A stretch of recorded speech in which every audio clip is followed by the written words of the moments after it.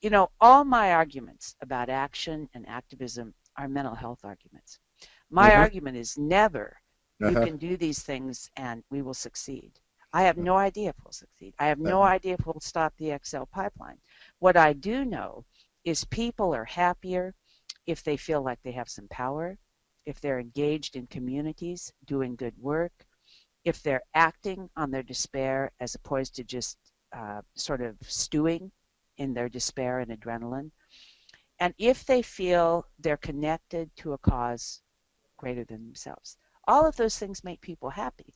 So Mm-hmm. that's one implication for therapy. But you know where I think therapists are more likely to be immediately useful with this is with their own abilities to be educators and community organizers and act within the um, parameters of all their other kinds of work to move this dialogue forward.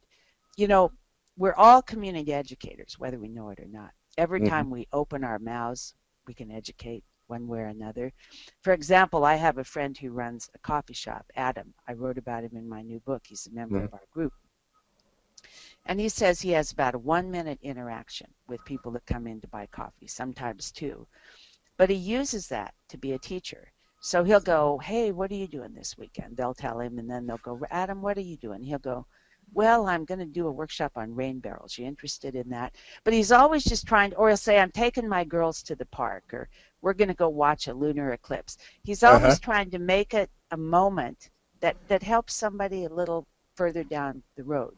So I think therapists can do a lot if they're teaching classes, if they're consulting with businesses, if they're life coaches.